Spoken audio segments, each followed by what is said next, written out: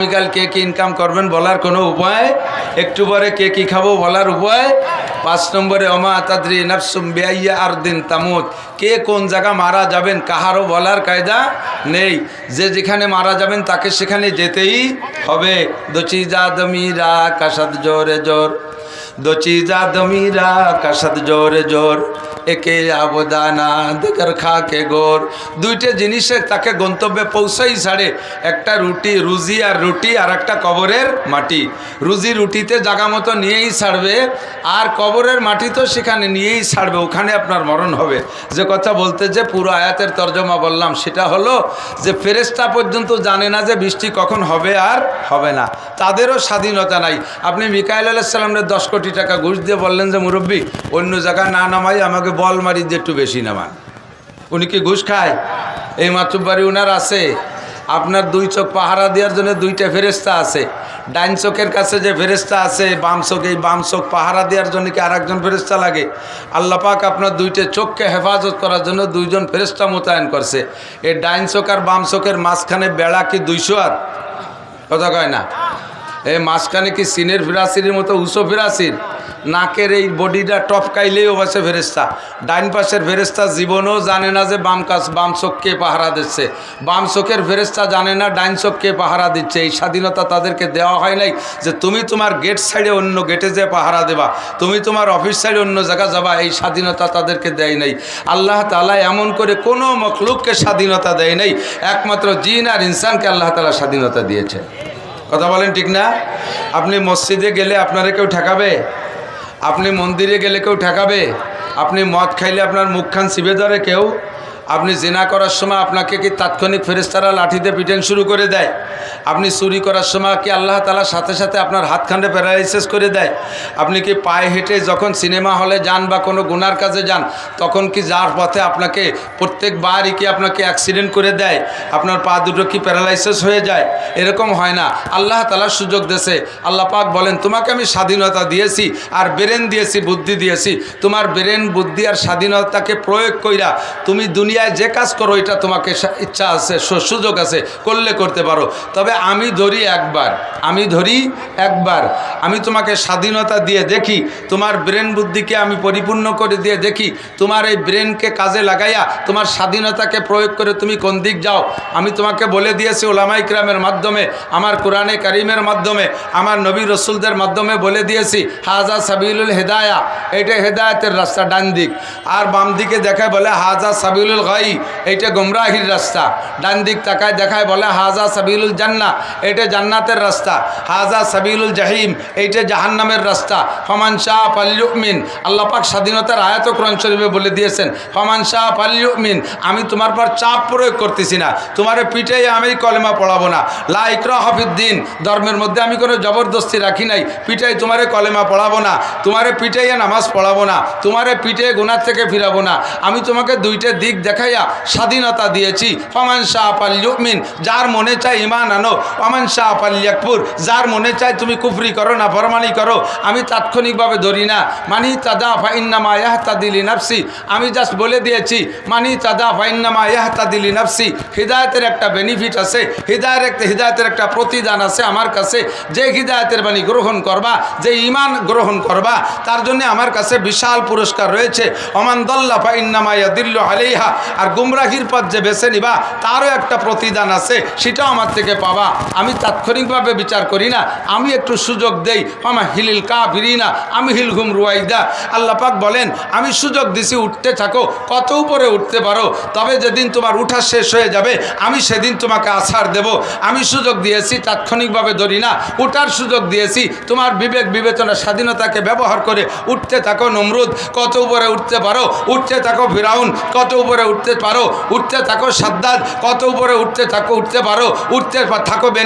Benjamin Netanyahu, কত উপরে উঠতে পারো, উঠতে থাকো। জো বাইডেন, কত উপরে উঠতে পারো, উঠতে থাকো। তুমি মোদি, কত উপরে উঠতে পারো, ওঠো।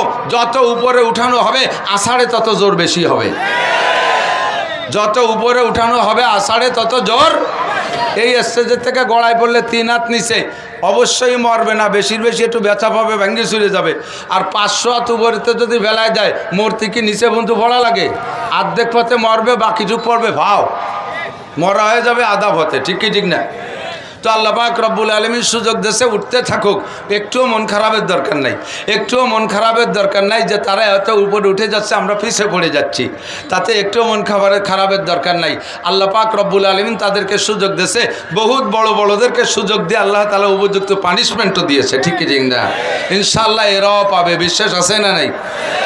তো যা বলতে চাইছি সেটা হলো, আমাকে আপনাকে যে স্বাধীনতা আর বিবেক বিবেচনা জ্ঞান বুদ্ধি দিয়েছে, এই স্বাধীনতা আর বিবেক জ্ঞান বিবেক বিবেচনাকে ব্যবহার করে, খেয়াল করেন, ভালো করে খেয়াল করেন, এই স্বাধীনতা এবং বিবেক বিবেচনাকে ব্যবহার করে আল্লাহ যে আমার সৃষ্টিকর্তা খুঁজে নিয়ে আমার উপরে ফরজ ছিল। কোনো আসমানি কিতাব লাগবে না, কোনো নবী রাসূল পাঠানোর আল্লাহর দায়িত্ব নাই, কোনো ফেরেশতার দরকার নাই।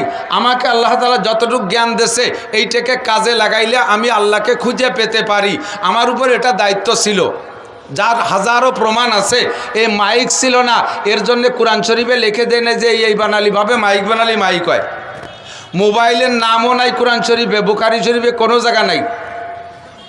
এ তোমরা ব্রেন খাটাইয়া কী দিয়ে জয়েন্ট করলে কার সাথে কারে সংযোগ দিলে এভাবে দূর দূর থেকে কথা বলা যায়, তোমরা ব্রেন খাটাইয়া এত কঠিন কিছু আবিষ্কার করলে আল্লাহকে খুঁজে পাওয়া এত কঠিন না, আল্লাহকে খুঁজে পাওয়া অতি সহজ। বর্গেদার আক্তানে সবজ দর নজরে হুশিয়ার, বর্গেদার আক্তানে সবজ দর নজরে হুশিয়ার, हर बरा के दफ्तर इस्तो मारे पाते किरदगार, शजर में हजर में तेरी रंग बू है, जिधर देखता हो उधर तू ही तू है।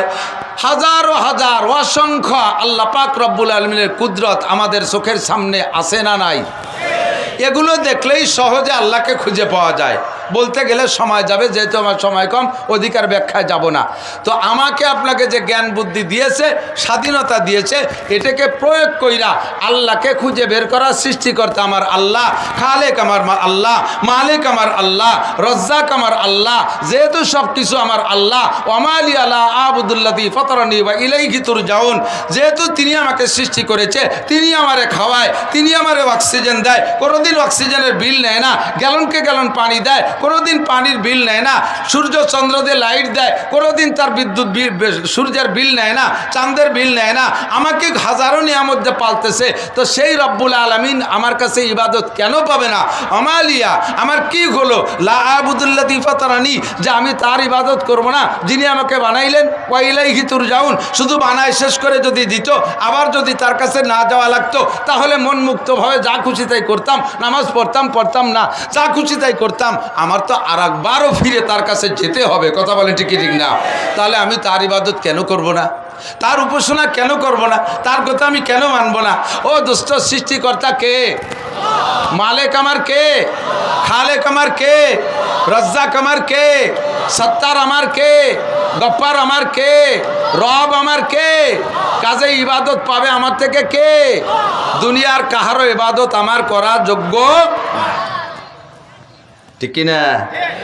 তো এর পরেও আল্লাহ পাক রব্বুল আলামিন আমাকে আপনাকে এভাবে ব্লাঙ্ক ছেড়ে দেয় নাই যে তোমার ব্রেন দিয়ে আমারে খুঁজে নাও। আল্লাহ পাক সহযোগিতা করেছেন। 2.5 থেকে 3 লক্ষ নবী রাসূল পাঠাইছে উস্তাদ হিসেবে, বলেন আলহামদুলিল্লাহ। আল্লাহ পাক তাদেরকে রুহের জগতে বসাইয়া ক্লাস করে পড়াইয়া যোগ্যতায় পরিপূর্ণ দিয়ে আখলাকি মানুষ বাছাই করে 2.5-3 লক্ষ নবী রাসূল আমাদের উস্তাদ হিসেবে পাঠিয়েছেন। সেই উস্তাদদেরকে আবার খালি হাতে ছেড়ে দেয় নাই, মানুষে মানতে চাবে না। আল্লাহর পক্ষ থেকে দেয়া সংবিধান 104খানা আসমানি কিতাব আল্লাহ তাআলা তাদের কাছে পাঠিয়েছেন। বলবেন না আলহামদুলিল্লাহ? বলেন আলহামদুলিল্লাহ। আল্লাহ ইহসান আমাদের উপরে করছে কি করেন নাই? করছেন না? আমরা কি ইচ্ছে মতো চলার সুযোগ আছে? আমরা সাংবিধানিকভাবে চলতে হবে না? এই সংবিধান কি মানব রচিত সংবিধান না রব রচিত সংবিধান? রব রচিত সংবিধান, কথা বলেন ঠিক না? তো 104খানা আসমানি কিতাবের 103 খান চলে গেছে। রানিংয়ে আছে কয়খান? 3 খান। ইনজিল, তৌরাত, কোরআন 3 খান চলবে। কয়খান? একটু জোরে কইতে হবে, এমন জোরে বলতে হবে যাতে খ্রিস্টান আর ইহুদিদের, খ্রিস্টান মানে নাসারা আর ইহুদি মানে ইহুদি, নেতানিয়াহুর গোষ্ঠী, 2 গোষ্ঠীর কলিজায় বোমা মারার মতো একটা আতঙ্ক লেগে যায়। কিতাব চলবে কয়খান? জোর হলো না? কয়খান? ওইখানের নাম কি? আল কোরআন। আর কোনো সংবিধান চলবে, আর কোনো কিতাব চলবে না। ঠিক কি ঠিক না? আল্লাহ পাক এই কোরআন শরীফকে এমন সুন্দরভাবে লিখেছে, এমন সুন্দরভাবে তৈরি করে পাঠিয়েছে, যার পরে আর কোনো কিতাবের দরকার নাই। ঠিক কি ঠিক না? যত বড় পণ্ডিত হোক আর শিক্ষিত হোক, কোরআনের কাছে আইসে হার মানা লাগে কি লাগে না? হার মানতে মানতে হার মেনে গেছে, কিন্তু আত্ম অহমিকা, অহংকার আর আসাবিয়াত, নিজেদের পূর্বপুরুষের ঐতিহ্য ধরে রাখতে হবে, এই কারণেই জাস্ট কোরআন মানে না। বাকি কোরআন যে সত্য কিতাব ইহুদিরাও জানে, কোরআন যে সত্য কিতাব নাসারাও জানে, কোরআন যে সত্য কিতাব এটা হিন্দুরাও জানে, অন্তরে বিশ্বাস করে, মুখে স্বীকার করে না। Mister same quality of Abu জাহেল। আবু জাহেলের এই স্বভাব। ও জানতো মোহাম্মদ সত্য নবী, আবু জাহেল অন্তর থেকে জানতো কোরআন সত্য কিতাব, আবু জাহেল অন্তর দিয়ে বিশ্বাস করতো যে জিব্রাইল ফেরেশতা আসে, আবু জাহেল নবী পাকের সব বিশ্বাস করতো, কিন্তু স্বীকার করতো না, স্বীকার করতো না। এই ইহুদ নাসারা হিন্দুদের একই অবস্থা। আল্লাহ তাআলা তাদেরকে হিদায়াত নসিব করে, বলেন আমিন। এখন কোরআন শরীফের পরে আর কোনো কিতাবের দরকার আছে নাকি? আমার নবীর পরে আর কোনো নবীর দরকার আছে? শুধু গোলাম আহমদ কাদিয়ানির একটু দরকার, কথা কয় না? গোলাম আহমদ কাদিয়ানি কি নবী না কাফের? যারা তারে কাফের বলতে একটু কৃপণতা করে চিন্তা করবেন যে সবাই তো করছে, আমি ফাঁকে চুপ করে বসে থাকি। তাও আপনি আশুকুত নিসফুর রেজা, চুপ থাকা সমর্থনের লক্ষণ। আর যাদেরকে অনুরোধ করতেছি যে গোলাম আহমদ কাদিয়ানি এবং কাদিয়ানি গ্রুপরে কাফের ঘোষণা দিয়ে দেন, কাফের বলে স্বীকৃতি দিয়ে দেন যে তারা কাফের, ক্ষমতা থাকা সত্ত্বে তারা যদি তাদেরকে কাফের ঘোষণা দিতে কৃপণতা করে, তাহলেও তাদের ঈমান নিয়ে সন্দেহ আছে। কথা বলেন ঠিক না? গোলাম আহমদ কাদিয়ানি নবী না কাফের? কাদিয়ানিরা হক না বাতিল? ওরা মোমেন না কাফের? মুসলমান সতর্ক থাকবেন, খুব স্লোভাবে ঢুকতেছে, বিভিন্ন ফিতনা নিয়ে স্লোভাবে ঢুকতেছে। আসতেছি, এখান থেকে কথা বলবো। তো কোরআন শরীফকে আল্লাহ তাআলা এমনভাবে তৈরি করেছেন যার পরে আর কোনো কিতাব আর সংবিধানের প্রয়োজন নেই। আরে অন্য অন্য ধর্মাবলম্বীদের অবস্থা আপনারা চোখের সামনে দেখেন, তাদের ধর্ম সামান্য হাতে গোনা কয়েকটা সিস্টেমের ভিতরেই শেষ। সন্ধ্যাকালে আমার হিন্দু ভাইরা তারা তাদের ইবাদত করতেছে সুন্দরভাবে, তাদেরকে প্রশংসা করি যে তারা মুসলমানের কোনো ধর্ম নিয়ে, কোনো অংশ নিয়ে কাড়াকাড়ি করে না। মুসলমানের নামও তারা কালেকশন করে না, যে আমাদের হিন্দু বেশি হয়ে গেছে, নাম কম পড়ে গেছে, এখন আমার ছেলেটার নাম আব্দুর রহমান রাখি। এই বলে কোনো হিন্দুর নাম আব্দুর রহমান আছে নাকি? কোনো হিন্দুর মেয়ের নাম আয়সা আছে নাকি? তারা তাকে জায়গায় ঠিক আছে, সূরা কাফিরুনের পর আমল করতেছে তারা। আমরা তাদেরকে পড়ে শুনে দিছি, লাকুম দিন হুকুম আলিয়া দিন, তোমাদের ধর্ম নিয়ে তোমরা থাকো, আমাদের ধর্ম নিয়ে আমরা থাকি, আমরা বলে দিছি। ওরা এই কথা খুব মানতেছে, আমাদের কিচ্ছু নেয় না। দুঃখের বিষয় হলো আমরা জায়গায় থাকতে পারি না। আমরা মুসলমানের সন্তান হইয়া ছেলের নাম গোপাল আছে না নাই? মুসলমানের ছেলের নাম জন্টু, জন্টুওয়ালারা কি করবেন তাল্লাই জানে। মুসলমানের ছেলের নাম প্রিন্স, কলিন্স, রাজীব। রাজীব তো হজরত মৌলানা রাজীব। রাজীব কি? গান্ধী। রাজীব ইন্দিরা গান্ধীর ছেলে রাজীব, মুসলমানের ছেলের নাম রাজীব। ক্লিন্টন মুসলমানের ছেলের নাম আছে না নাই? প্রিন্স আছে না নাই? এগুলো কি মুসলমানের নাম? বলতে গেলে ওদিকে সময় নষ্ট হয়ে যাবে বেশি। তো বলতে চাইছি যে তারা তাদের ধর্মকে জাগায় রাখছে, কিন্তু আমাদের ধর্ম থেকে কিছু তারা নেয় না, আমরা রাখতে পারি না। আমাদের সাথে হিন্দু ভাইরা বিশ্ব ইজতেমায় যায় না, আমাদের সাথে হিন্দু ভাইরা চরমোনায় যায় না, আমাদের সাথে একজন হিন্দু উমরায় যায় না, আমাদের সাথে একজন হিন্দু হজে যায় না, আমাদের সাথে একজন হিন্দু তবলিগি যায় না, আমাদের সাথে একজন হিন্দু শবে কদরে, লাইলাতুল কদরে মসজিদে আসে না, আমাদের সাথে একজন হিন্দু ভাই যত মহব্বত জুমার দিন নামাজ পড়তে আসে না, আমার সাথে মহব্বতের সাথে কোনো হিন্দুর ছেলেবেলে আমাদের মাদ্রাসায় ভর্তি করে না, পড়াতে দেয় না, বলে আমি হিন্দু আছি থাকি ফাঁকে আপনাকে কোরআন শরীফটা একটু বলবো, বলেও ভর্তি আসে না। কথা বলেন আসে? জোরে বলেন আসে? তা আমরা মুসলমানরা ওলাকান্দি তো কেউ যায় না, তাহলে কথা কয় না। বলমারির মুসলমানরা ওলাকান্দি তো যায়ই না। যায় দুর্গা পূজায় যায়, কালী পূজায় যায়, লক্ষ্মী পূজায় যায়, সরস্বতী পূজায় যায়, হিন্দু বাড়ির লাড্ডু খায়। কথা কয় না? খায়। একজন হিন্দু রেতে কুরবানির গোশত খাওয়াতে পারছেন কোনো দিন? লাকুম দিন হুকুম আলিয়া দিনের পর ওরাই আমল করে, আমরা পারি না, ঠিক না? তাদের ধর্মীয় আমল অনেক কিছু না, সন্ধ্যাকালে আঙ্গুল মুখের মধ্যে ঢুকোই দিয়ে একটু উলুধ্বনি দেয়া, সকালবেলা গমের তো উঠে গরুর সনার সাথে গোবর ছটকাইয়া এর বাড়ি ভরে একটু ছিটাই দিলি, বাড়ি ভাগ হয়ে গেল। এই হাতে গুনে 2-4টি আমল, আর 12 মাসে ছোট বড় 13টা পূজা এ পর্যন্ত শেষ। কিন্তু আমাদের ইসলাম কি এরকম হাতে গোনা 2-4টি আমলের নাম? জন্ম থেকে মরা পর্যন্ত যাহা কিছু করবে সম্পূর্ণ ইসলাম, ঠিক না? আমার জন্ম ইসলাম, আমার জন্মের পরে থেকে শুরু হয়েছে ইসলামের আমল। এগুলো বলতে গেলে সময় লাগবে, বিদায় বলবো না। আমার জিন্দেগির সব জায়গায় ইসলাম আছে। আমি পায়খানায় যাব, ও জায়গায় ইসলাম আছে না নাই? বাথরুমের বাইরে থাকতে একটা দোয়া পড়বো, ঠিক কি ঠিক না? আমার বাড়ির কাছে হিন্দু যারা আছে তাদেরকে জিজ্ঞেস করি মাঝে মাঝেই, আমাকে তো পায়খানায় যাওয়ার সময় একটা দোয়া আছে, বাইরে থাকতে পড়তে হয়, আল্লাহুম্মা বিসমিকা আমুতু আহিয়া, এলি কয় হয় বলে কয় জানি মাত্র সদর যাই দিছে। পায়খানায় যাওয়ার দোয়া কি? আল্লাহুম্মা ইন্নী আউযু বিকা মিনাল খুবুসিয়াল খাওয়ায়েস। কারণ পায়খানার মধ্যে যাবেন, একা একা বসে থাকবেন, লুঙ্গি ঝুলোই দিয়ে অন্য জায়গা, কারণ ওই জায়গা যায় শয়তানে বিভিন্ন প্রকার ধোঁকা দিতে পারে। এই জন্য শয়তানের কাছে, শয়তানের হাত থেকে পানা চেয়ে যাইতেছে আল্লাহর কাছে আগে থেকে, আল্লাহুম্মা ইন্নী আউযু বিকা মিনাল খুবুসিয়াল খাওয়ায়েস। এরপরে পায়খানাতে বেরোয় এসে আর একটা দোয়া আছে না নাই? আমাদের তো বাইরে থাকতেও দোয়া, ভিতরে গেলেও, বেরোয় আইসেও দোয়া। তোরা পায়খানায় যাওয়া আসার পথে কি কি দোয়া পড়িস? কয় যে আমাকে কোনো দোয়া দুরুদ নাই। আমরা বললাম যে আমরা তো খানা খাওয়ার শুরুতে পড়ি বিসমিল্লাহি ওয়া আলা বারাকাতিল্লাহ, খানা খেয়ে শেষ করে পড়ি আলহামদুলিল্লাহ, মাঝে লবণ মুখে দেওয়ার সময় আমরা পড়ি হানি আম্মারিয়া, পানি খাওয়ার পরে কই সাকাহুম রব্বুকুম শারাবান তাহুরা, মাঝে মাঝে পড়ি লাকাল হামদ ওয়া লাকাশ শুকর। তোরা খাওয়ার মাঝে মাঝে এইগুলো কি কি পড়িস? কর কিচ্ছু পড়ি না। এক যুবক বলতেছে, হুজুর আমরা এক ম্যাচে থাকি 8-10 জন, তার ভিতরে আমরা 8 জন মুসলমান আর এই হিন্দু, বলতেছে হিন্দু, যে 8 জন মুসলমান আর 2 জন হিন্দু। হিন্দু যুবক বলতেছে যে আমরা 10 জনের 8 জন মুসলমান আর 2 জন হিন্দু। যেহেতু আমাকে 8 জন মুসলমান সংখ্যাগরিষ্ঠতার দিক তাকাই, আমরা কখনো শুয়োর কুত্ত মুত্ত কাসিম টাসিম এগুলো আনি না, ওই মুসলমানকে আনা গোস্ত মুরগি টুরগি এগুলোই খাই। বাকি খাওয়ার সিস্টেম আজীব কারবার।